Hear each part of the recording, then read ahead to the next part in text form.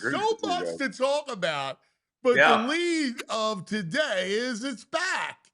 The quest starts tonight. Yep. Preseason football, Birds back in action, Kev. Just don't get hurt. That's it. Just don't get hurt. Let the boys figure it out a little bit. And I think I've talked to you about this so many times. We view preseason completely different from what it was even 5 years ago, right?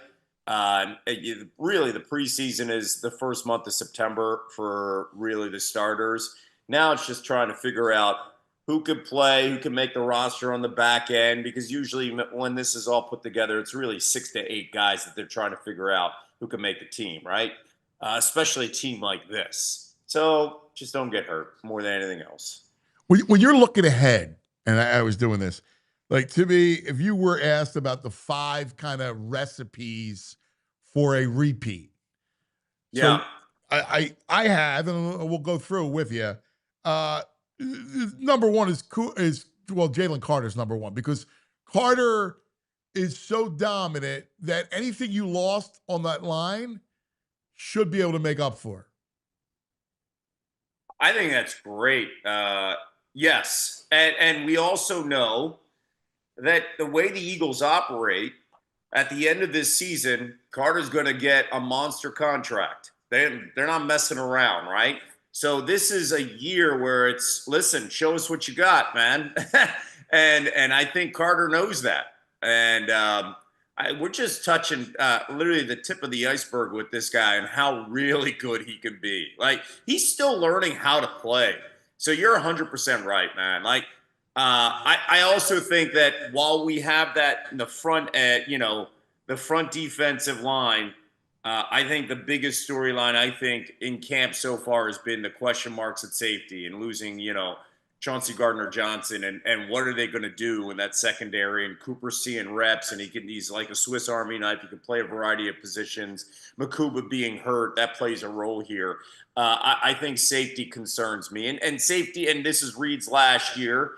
Safety has been a concern over the last few years. The only time it's kind of been solidified is when you had CJ play on this team 2 different instances, and both times they went to the Super Bowl. So I think they've got to figure out what they have to do with the safety position. With you, that was my second, and really in no particular order. But Cooper, listen, Coop's the answer, and he's going to play. He could play. He's so much more valuable in the middle of the field, Kev. Yeah. Whether it's nickel or at safety, that's what he does. He could play outside corner, but I think Howie told you, I'll go get Bennett, put him out there, and I need Cooper to play safety. He's so instinctive. That's the one thing with Cooper. Like, again, go back to the last time we saw them play. That interception, right? If you ever go back and listen to the tracks, right? Bond, who I'm, by the way, wearing a shirt, Bond goes up to him after the pick 6 and says, yeah, that's a veteran move, man. Like, and when you hear Mahomes describe the play, like, he's clearly pointing out that how Cooper basically kind of disguised it and anticipated what was happening. And that's a rookie making that play, right? In the Super Bowl against what many believe is the greatest quarterback of all time, right? So I think instinctively Cooper can do anything. And you're right. You've got to have him more involved in the middle of the field. It just concerns me. Guys like Keely Ringo have not taken the next step that they were hoping for on that one side by losing Slay. And then you've got to look at Q potentially saying, all right, you're Rover everywhere. Instead of just saying, this is your side of the field, and we had Slay on the other side. Now it's like, all right, wherever the number 1 wide receiver is going to go, Q's got to go. Yep. And that disrupts the kind of flow that you want to have where you have one guy here, you don't need to worry. They don't have that luxury right now as they try to figure it out over the next 4 weeks. Now, the good thing is you're wearing Zach Baun's shirt. The guy next to Zach Baun is going to be special. You and I both loved him in college, and he is flying. I was talking to somebody down there the other day. They're like, dude, wait till you see. First of all, he doesn't even know the defense yet, and he's just flying, like making plays everywhere. uh, Jihad is going to be a huge game breaker, like a big time weapon on that side of the ball. You're right. You're 100% right. And we're anticipating where this team's going to be, but like literally middle of the season, even a year from now, this will be a huge, that linebacker unit will be such a huge strength when you're going down the line with Bond, Dean, Campbell, and Trot Jr., right? I just, again, this is another one of those things with Howie where he has figured it out. We've seen him do this. I made a mistake. I'm going to correct it and figure it out and fix it, right? I will go a lot heavy SEC no matter what now, as we have a lot of ingredients of a Georgia-Alabama team. He made that mistake a few years ago, owned it, right? I'm going to sign Saquon Barkley and go premier running back. I'm going to figure this out. I'm going to draft a linebacker in the first round. I'm going to pay a linebacker with Bond's contract. He is understanding, okay, those are the holes that I had previously, and you're 100% right. I think Jihad Campbell is going to be absolutely incredible. Give him time, because right now he is so raw. And he's got a dog mentality that this defense is going to fit so perfectly with Vic. Once he just knows where he's playing. I mean, I saw Saquon talk about him and compare him to physically raw to Micah. And when you can do that and you're impressing the running back on the other side, that says a hell of a lot. And just it's going to be a heck of a lot of fun. Because listen, as Philadelphians, we identify with the linebacker on our defense. It's always been like that. It's how we looked at through, the eyes of Seth Joyner. It's how we looked at through the eyes of a variety of guys through the years, right? Like all the William Thomas, right? If you keep on going, Jeremiah Trotter, senior, like how we identified these defenses through the linebacking position. Yeah, man, it's the truth. All right, other side of the ball, Kev. Yeah. Now, we're having this conversation. Even if I hear good things about Steen, but even if Steen is just, say he's an average left guard, even if that's the case, right guard, even if that's the case, there were 4/5 of that line is elite. So I don't worry about that. The only thing you can look at besides injury, that's a big wide receiver depth. I mean, there's nothing else. Yeah.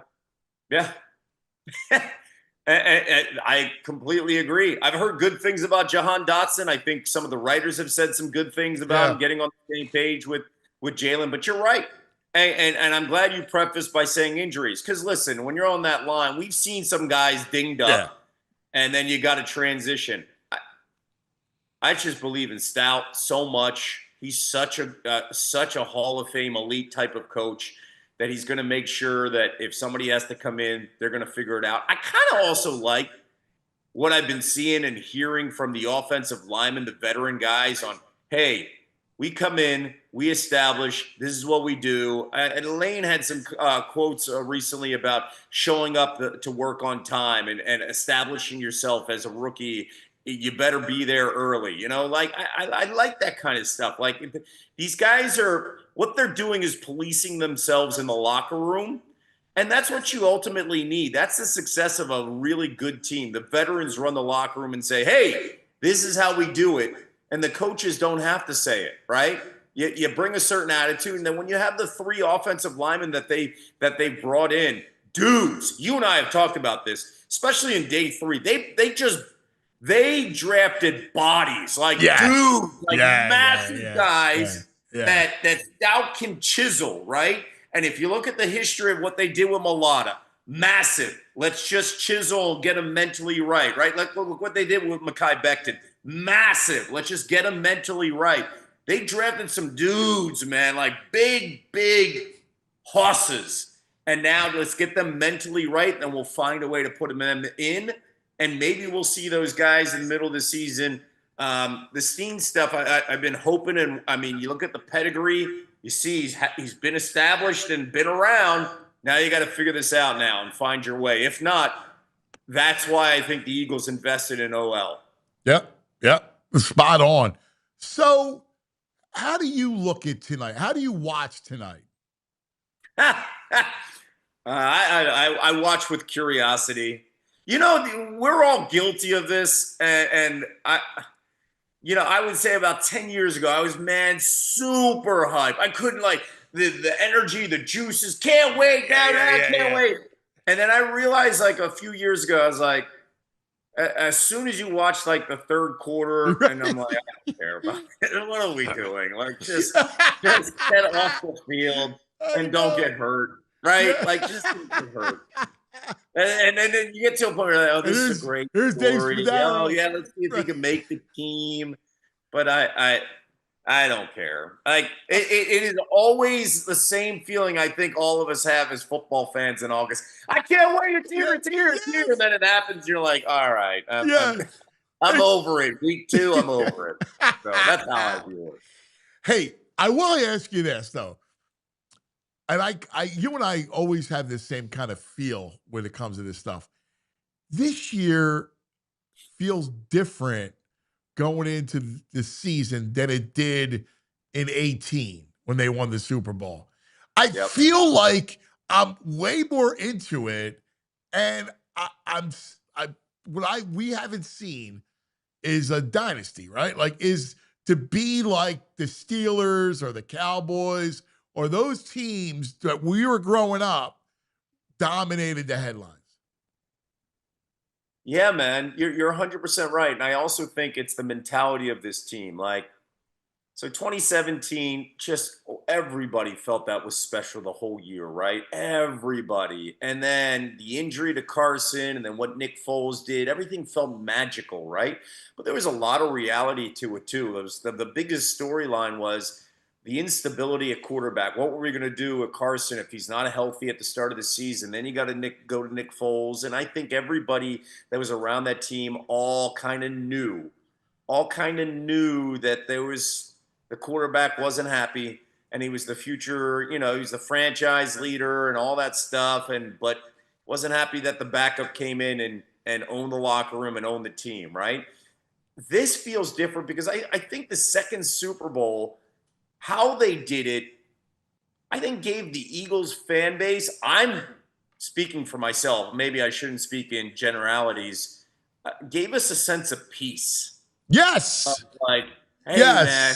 Yes. All right, that first one was like, we finally did it. This second one is like, okay, we're here. We've arrived, and now look at the way this offense and defense is, that we have a sense of peace that, yeah, man, this is who we are. And Joe Banner said it years ago about the gold standard. I feel like the Eagles now are part of that conversation. This Eagles organization now is a gold standard. Yes. Across the board, right? It didn't feel like lightning in the bottle, and it didn't feel like we have aging veterans. It feels like we've arrived and we are here. And this window is going to be 3 to 5 years. And listen, I shouldn't say that in the NFL because these windows. No, you're right. You're right. The way it's built. Different. Yes, it's different. You captured it too. The word you said about 17 and how it felt in 18 is peace. Yeah. It was like, we got that thing off our back, man. Yes. Yeah, I completely. And now it's let's LFG, motherfucker. And here's the other thing, though. I do want to tell Eagles fans this. Like my 2 boys last night, they pulled up some computer thing on their iPad where they're like, hey, Dad, let's go through the schedules. We've got this app, and let's go. And in the beginning, I'm telling you, they were completely stunned by, Dad, you have them losing in week 2 to the Chiefs? You have them losing to the Bucs again? And I was like, yeah, they're going to go 2-2. And they were like, and the process of a 13-year-old and 11-year-old was like, how could you do that? And I was explaining to them, I was like, well, the Bucs have always given us problems. And it's because of Todd Bowles. And honestly, I don't go in there expecting anything, right? Listen, I hope they show up because the last couple Bucs games have been like, what the hell are we doing? And there's a sense of maturity with this team. But my whole approach has been September is going to be just get to 500 to get through those 4 games at 2-2, right?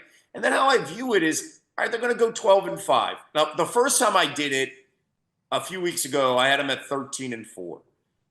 Yesterday, I had them at 12-5.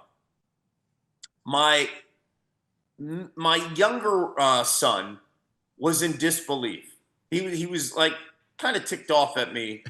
And I was like, you just got to understand. I think 12-5 is just right here. It's not high, it's not low. I'm just right here, and I feel okay with that because I kind of want to see where they're at, what they're doing, and also the schedule's awful. We're on the road every other week, right? The way they close out the season, you've got 2 Washington games and the Bills game sandwich in between. We have no idea where we're going to be at, what those teams are going to be like, and what they're looking for. And so, like, I feel okay at 12-5 and getting into the playoffs, and then, all right, we're ready to do damage. The most important thing to me is where's this team's health in December, right? And secondly, can you find a way to secure home field advantage potentially in maybe week 2, right, of the playoffs? Spot on. Right? Are you with me on all of that? Lockstep. Lockstep. It's exactly how I feel. Lockstep. Yeah. Now, VG, you got him what? 14-3. A little disrespectful at 12-5. No, I say it the same way. The exact same way. Me and Grok are exactly at 14-3. Listen, okay, and whoever's listening to this, just understand, we're not, and I know where VG's come, we're not being disrespectful. I think we're being also like reasonable, right?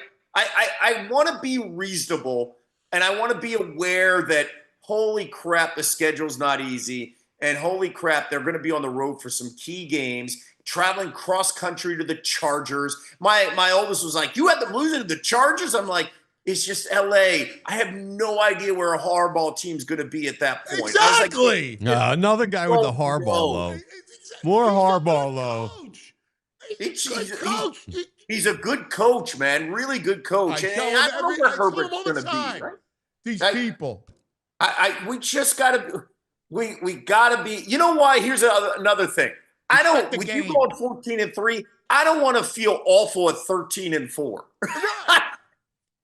I just don't want to feel awful. I mean, they won the NFC Championship game in Super Bowl by like 194 points. I mean, time out. You know and I know also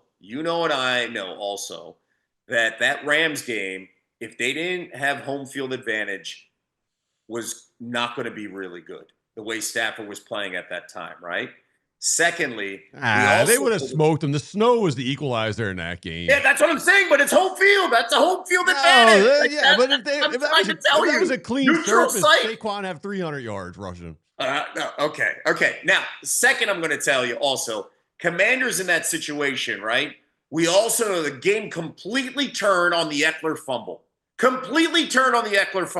Because they were going toe-to-toe because that quarterback is damn special as a rookie, right?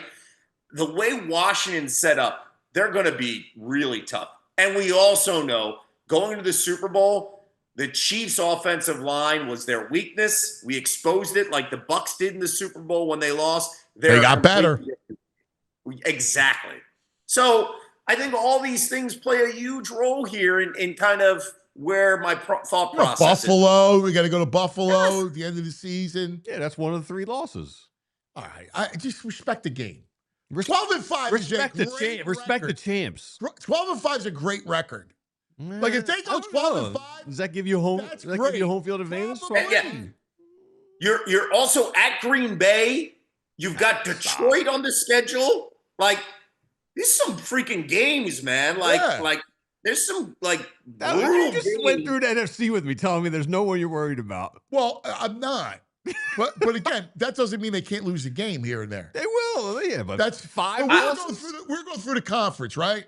Yeah. Let's go do this. I like this exercise. And so if you think about it, right? So start the division. Washington, they have to have some sort of regression. I love Daniels. So he's not CJ Stroud. He's going to be great. I think he's great. But I don't think the way they won games, I don't think they have the same year. Yeah. Assuming that McLaurin gets signs, right?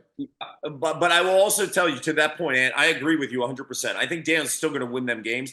Well, one thing is that we don't play them early. Where's that team going to be in December? I have no idea. Yes. Is he playing with extreme confidence? Have they figured it out? Then you got to play him in the last 3 weeks.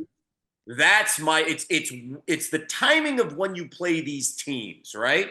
And that's the thing that kind of annoyed me, that you got the Cowboys out the gate, because you would usually play them in week 8, then you'd play them in December, right? Like, listen, I like all the drama the Cowboys are going to have. We all know what's going on. Jerry's dragging this out because the week of the of opening week, they'll get the Micah Parsons deal done. No one's talking about the Eagles. Everybody's talking about the Cowboys, Jerry Jones, and Micah Parsons, and Jerry owns the week. I already know that. I'm predicting how this is all playing out. He gets the deal done Tuesday or Wednesday night. The game's on Thursday, and everybody's talking about the Cowboys, not the Eagles.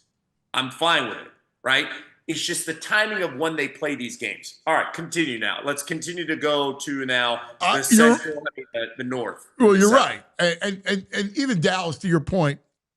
I mean, Mike is going to get done, but they're not a huge threat.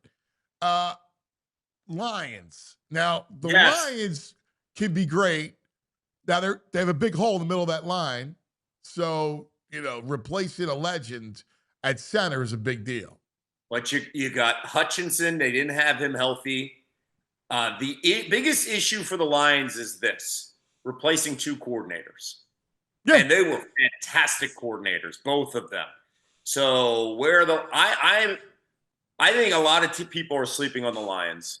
Remember, a year ago at this same time, everybody's like they're going to be the Super Bowl favorite in the NFC, right? So I think people sleep on the Lions, and that Dan Campbell's toughness and mentality, that always concerns me. Agreed. Now, I don't know what to make of Green Bay. Right? I like Green Bay more than other people because I like Love more than other people. I'm with you. I think they're good. I think they're well coached. Very good. Right? Yes. And I'm 100% with you. I like Golden. I thought Golden was a good draft. It was a good pick. I think Golden's a steal. Yeah. An absolute steal. Like, I think Golden is going to be so good. And when you look at their wide receivers, holy cow, the Packers have hit it out of the park on all these guys on these rookie contracts. My goodness, I think the Packers are going to be really, really good. Now, what are you hearing about Minnesota? Because we hear JJ is struggling mightily. I've heard the same thing. I would put the Vikings at it. I don't know where the win total is. I don't think that team wins more than if the win total is like 9.5, I'd take the under. If the win total is 8.5, I'd be like, yeah, I'd take the under as well. I don't like. It's a big drop off from Sam Darnold to JJ, and one of the reasons why is JJ's a rookie. I mean, and so I think that plays a role. And then you're in a brutal division. That division is so ridiculous. And let's not forget, the Bears are going to snipe a few teams. I think with Ben Johnson there, they're going to snipe a few teams, and you can see, I can see both those teams, like 6 to 8 wins, both the Bears and Vikings. Yeah, I'm with you. Now, you mentioned Tampa, who is dangerous. Now they lost a big piece of their own line, so they did. But that's a worry with Baker. Baker plays really well. They're going to win the South, I think, for now. And Todd's defenses are so freaking good, man. Yes. Todd Bowles, Temple grad, he is so underrated. I know some people in Tampa get all pissed off about him. I'm like, are you kidding me? Like, you have no idea how good of a coach he is, and how that defense they're relentless and they're prepared. I think Baker continues to play really well. We'll see what they do without the OC, who's now in Jacksonville, and Cohen. So I like them a lot. But I don't. So Tampa's a team that would scare me in a first-round matchup in Philadelphia, just because, and maybe just old habits and what they've done historically through the years. Tampa would scare me just because. I'm kind of on the same page, but I just looked up their win total in Vegas. So BetParks, it's 9.5, and the juice is on the under. 9.5 wins for Tampa Bay. Oh, man, so who they got? They got the Falcons in that division. Then where are the Falcons? Let me see what the Falcons are. I don't believe in the Falcons. I like Penix. A lot of people like the Falcons, but I don't believe in them. I like their skill guys. I like London Bijan. No, the Falcons are 7.5 is their over, but the juice is on the over on that. Here's the crazy thing: those numbers are wild when you look at how awful the Saints are going to be this year, and we don't know what to expect with the Panthers. Like the Panthers are maybe a 6-win, 7-win team. Their defense was awful. Their defense was dreadful. So where are the wins coming from? Right? Like exactly. Wow. And the Tampa schedule too. Houston, they got the Jets, Seattle, New Orleans twice. Yeah. I mean, Miami. No, they're going to rack up wins, man. They're going to I completely agree. They're going to rack up wins. I've heard the Falcon. I heard Pierce, who, the Tennessee volunteer, James Pierce, like, just for everybody to know, if people and teams felt comfortable with James Pierce here, that dude would have been a top 10 pick without question. Because physically, an absolute monster, right? Yeah. Like just a beast on the field, right? And so he drops. Falcons make him a priority. Falcons do some unthinkable trades, and you're like, what are you doing? But they made it a priority on the defensive front. I actually think that the Falcons can be really good. They can make a jump.